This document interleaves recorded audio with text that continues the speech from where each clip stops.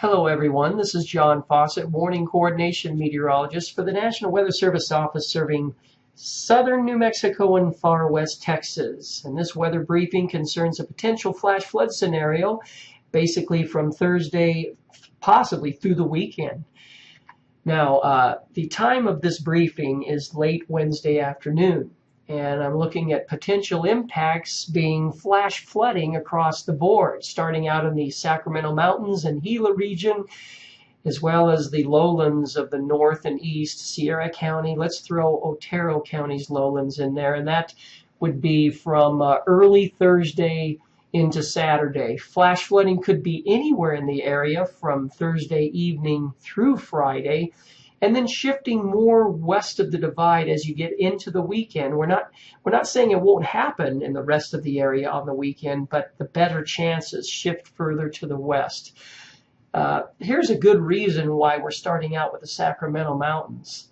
Over the past several days, radar has estimated 2 to 4 inches of rainfall has occurred in the Sacramento Mountains, the southern Sacramento Mountains, and that would be 300% of normal. So it's probably pretty saturated up there and can't handle too much more rain. That also extends southward along the higher elevations of southern Otero County and eastern El Paso County, western Hudspeth County. Now, let's start out with the weather scenario. One of the big reasons that we're concerned is you have this backdoor front coming in from the plains. That'll be a focusing mechanism for thunderstorm development, as moist air coming in behind the front, as well as the moist air already in place, is forced to rise over that front. The upper high, that blue H, is not overhead starting tonight over the next few days, and it's not suppressing thunderstorm development.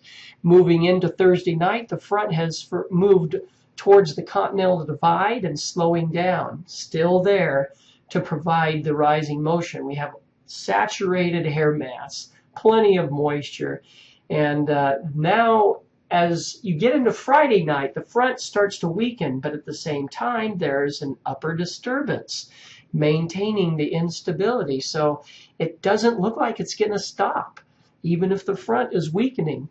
And that weak front still in the area as you get into the weekend, along with that upper disturbance.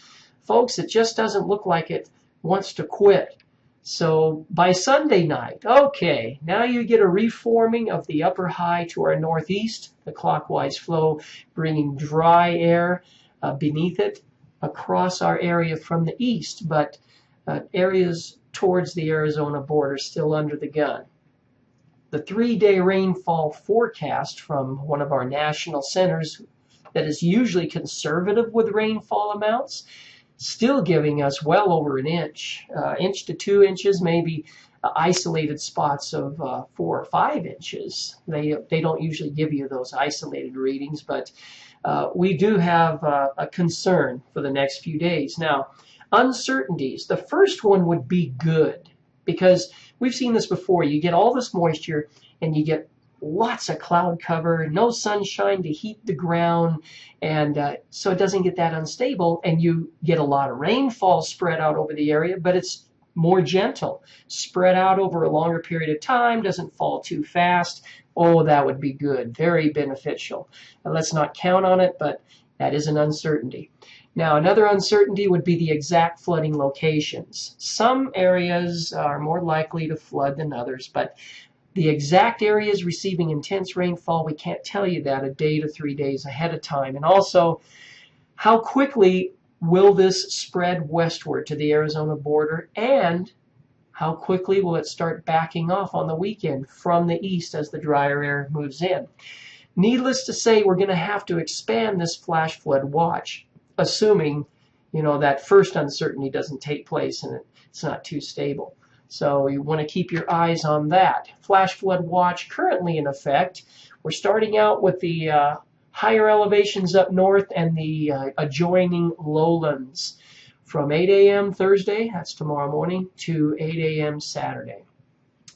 And in addition to that flash flood watch, which could be expanded later, we'll anticipate issuing flash flood warnings and then the lesser flood advisories for minor flooding, and that slight chance of a wet microburst could trigger severe thunderstorm warnings.